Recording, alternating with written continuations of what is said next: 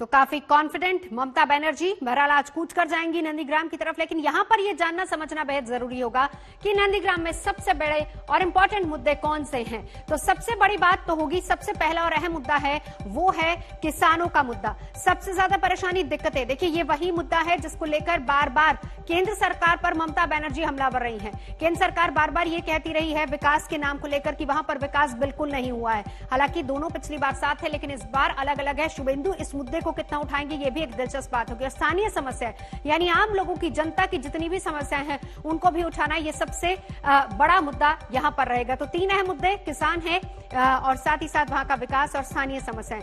इसके अलावा अगर खास तौर पर नंदीग्राम की ही बात करें तो कहां कहां पर टीएमसी का किस दौरान परचम लहराता रहा। 2006 में गढ़ सीपीआई का माना जाता था, लेकिन 2011 में फिर टीएमसी यहां पर काबिज हुई और 2016 में शुभेंदु अधिकारी ने कितने बड़े अंतर के साथ जीत हासिल की थी ये भी हमने देखा था। लेकिन इस बार वापस से वही बात कि दोनों अलग हैं और ममता बनर्जी अपनी परंपरागत सीट यानी कि भवानीपुर छोड़कर अब पहुंच चुकी है नंदीग्राम, सिर्फ यह दिखाने के लिए कि अगर सामने फौज है तो वो अकेली लड़ सकती हैं। इस बीच पिछली बार नंदीग्राम के नतीजों पर भी गौर करना जरूरी है। तो देखिए कितने बड़े अंतर के साथ पिछली बार शुभेंदु अधिकारी ने जीत दर्ज की थी।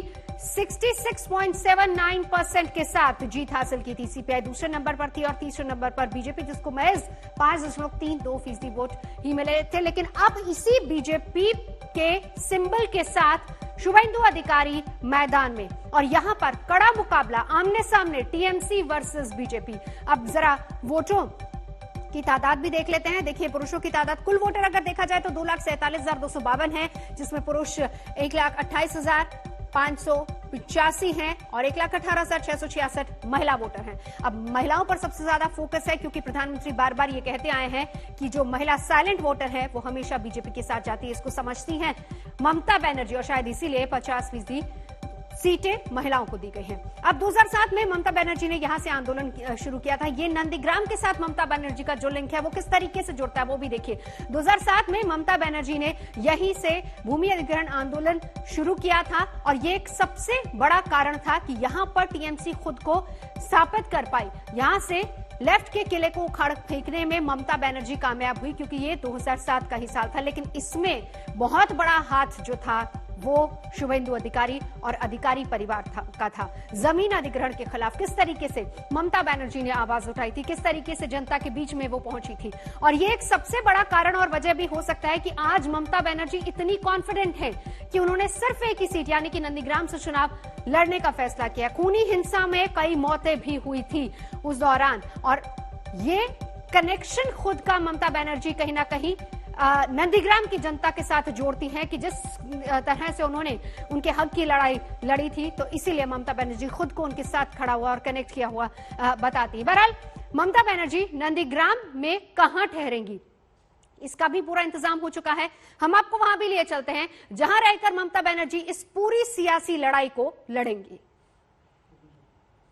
जिस मकान की दीवार पे नाम लिखा है ममता बनर्जी का, इसी घर में शायद कुछ दिनों के लिए मेहमान बन के रहेंगी ममता बनर्जी। नंदीग्राम में हम लोग हैं अभी और यहाँ से ऑफिशियली तृणमूल का कैंडिडेट ममता बनर्जी है और वो भवानीपुर से नहीं लड़ेंगी बल्कि सिर्फ और सिर्फ नंदीग्राम से लड़ेंगी। नंदीग्राम से अगर वो लड़ती हैं तो उनको एक जगह चाहिए होगा रहने के लिए, कैंपेन के लिए।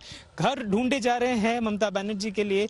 एक घर हमने सुबह दिखाया था आपको और अभी ये दूसरा वाला घर जो कि सीएम सिक्योरिटी और तृणमूल के नेता इसको देख रहे हैं कि यहाँ पे ममता बनर्जी सिक्योरिटी के पॉइंट ऑफ व्यू से रह सकती है कि नहीं। ये घर दिखाएंगे आपको। ये 2 माले का घर है। ममता बनर्जी यहाँ के अंदर शायद सेकंड फ्लोर पे रहें या फिर फर्स्ट फ्लोर पे रहें, कंप्लीटली इस बारे में चुप्पी बजाय रखी है सीएम सिक्योरिटी वालों ने और यहाँ के जो मालिक हैं उन्हीं के साथ रहेंगे। इसका मतलब ये है कि एक ही घर में मेहमान बन के रहेंगी ममता बनर्जी जब तक वो यहाँ पे रहना चाहती है। उस घर का मेन गेट ये होने वाला है, यहाँ से शायद वो एंटर कर जाए। लेकिन अभी देखना ये होगा कि क्या यही घर है जहाँ पे ममता बनर्जी डिसाइड करती है कि उनको यहाँ पे चुनाव के दौरान जब तक नंदीग्राम में इलेक्शन हो यहाँ पे वो रहेंगी कि नहीं। कैमरा पर्सन अभिषेक कर्मकार के साथ सूर्याग्नि रॉय, आज तक। तो घर की तलाश भी पूरी हो चुकी है। सीधा चलेंगे अनुपम मिश्र मेरे सहयोगी लगातार हमारे साथ जुड़े हैं। अनुपम, जरा समझाइए, ममता बनर्जी जिस कॉन्फिडेंस के साथ नंदीग्राम में उतरी हैं और ये बताने की कोशिश कर रही हैं कि सिर्फ नंदीग्राम की जनता की अगर कोई क्लोज है तो वो ममता बनर्जी अधिकारी परिवार या शुभेंदु अधिकारी नहीं है, वहां की जनता क्या सोचती है इसको लेकर? जी देखिए, लड़ाई बड़ी कठिन है इस बार और ममता बनर्जी ने जो निर्णय लिया है उसके पीछे की रणनीति बिल्कुल साफ है। ममता बनर्जी को पता था कि शुभेंदु अधिकारी इस वक्त बीजेपी में सबसे प्रभावशाली नेता हैं। अगर जनप्रियता के हिसाब से, लोकप्रियता के हिसाब से देखें तो बीजेपी उनको इस्तेमाल करना चाह रही थी पूरे प्रदेश में।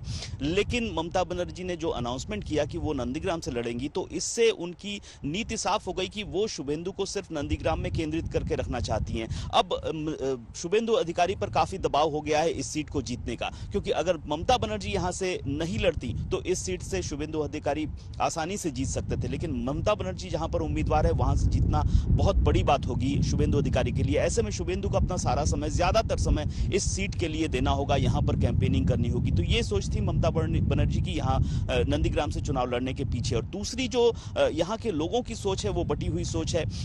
इसमें बहुत लोग टीएमसी के साथ, जो ज्यादातर लोग थे जब शुभेंदु ने शिफ्ट किया बीजेपी ने, तो बहुत से लोग टीएमसी से बीजेपी में शिफ्ट हुए, लेकिन काफी लोगों ने टीएमसी में रहना ही पसंद किया है। उनका मकसद साफ है कि वो ममता बनर्जी के साथ रहेंगे। तो ऐसे में यही फर्क साफ करेगा कि कौन भारी पड़ रहा है। आज तक बांग्ला, जानून सब खबर सबार आगे। সাবস্ক্রাইব করুন আজ তক বাংলা, বেল আইকন প্রেস করতে ভুলবেন না।